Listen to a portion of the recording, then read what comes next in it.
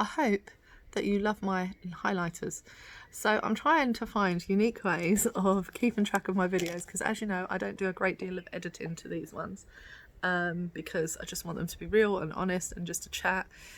They shouldn't really be too much longer than 5 minutes, 7 minutes and they're good. Some of them are a little bit longer, but okay, forgive me on those times.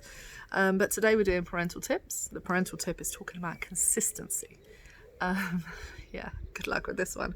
So one of the things that you will hear often from parenting experts is, about being consistent, doing the same thing, doing the right thing, and being true to your word. Being consistent with your children is so important, and being honest with them and just keeping that consistency so they know what to expect from you. But what I want to talk about today is that consistency and sameness is not the same thing.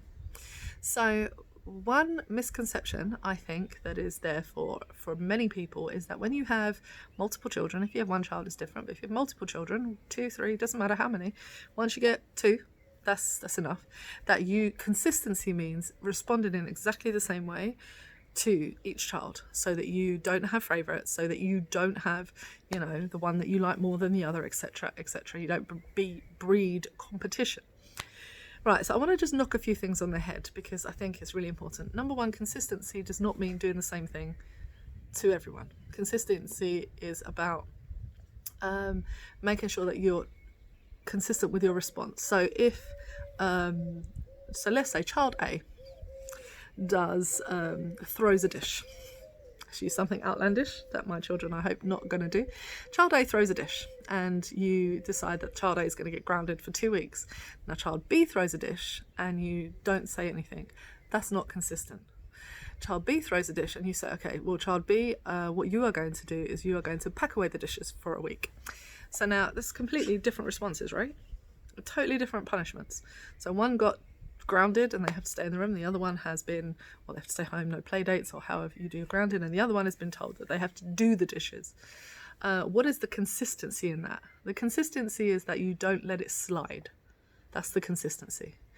But also the consistency is that the punishment or the lesson, I should say, I don't like punishment, the lesson that they need to learn fits the child and the crime.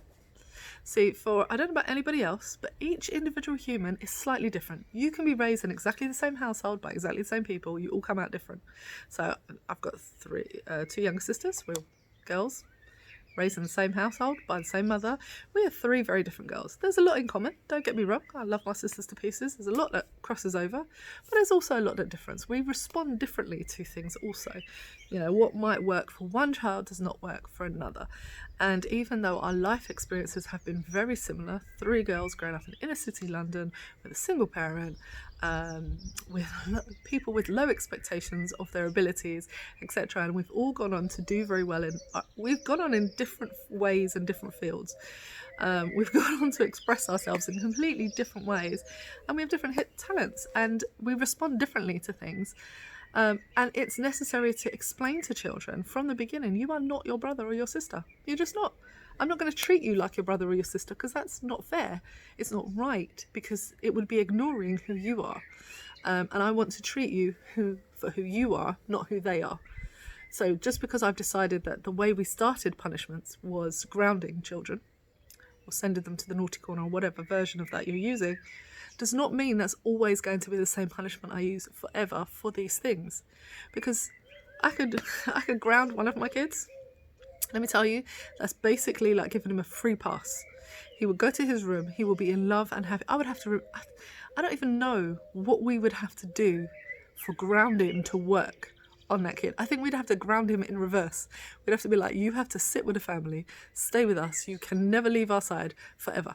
That's the only thing that would work in reverse, because he loves solitude. He loves to be in his own space and read and make Legos and just be in his own space. He enjoys that. So how are you going to do that consistently? Like, what are you going to do?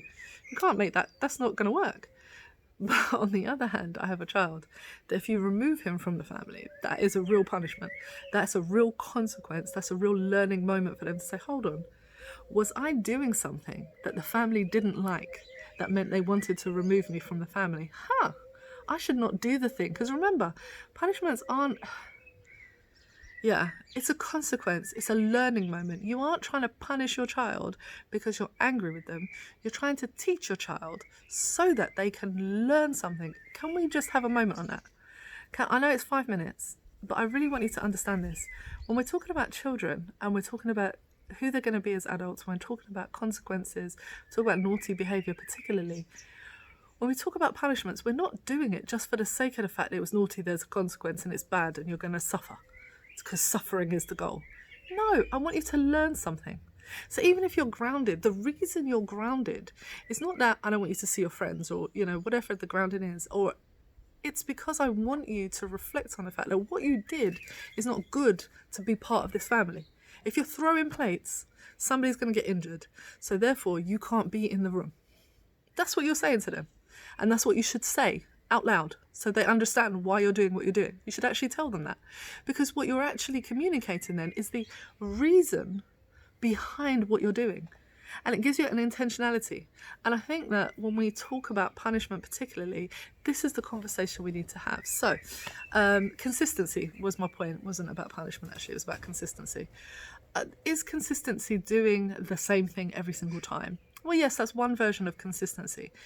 But in this case, when we talk about humans and we talk about how we react to humans, consistency is tailoring that to the person. So I have a response. I'm not just going to ignore you. And if I ignore you, I'm going to tell you I'm ignoring you for a reason. But just be like, Dave, for a dish. Dishes fall, dishes fly. You threw it? Try again. Look, I'm not going to do that. But I am going to tailor my response to who you are. And I think that's really important, that when we talk about consistency, it's not about necessarily doing exactly the same thing every single time. Because if you're doing exactly the same thing, you ain't getting the response you need, then you need to try something else, let's be honest. But it is about tailoring those responses to your children and explaining the reasoning behind that. Maybe I should do a talk on that. Anyway, consistency and not sameness. Consistency, I'm consistently parenting you, but your responses, your requests, you're being processed as an individual, not as a number. Very important for children. Anyway, it's my thought for today. Bye.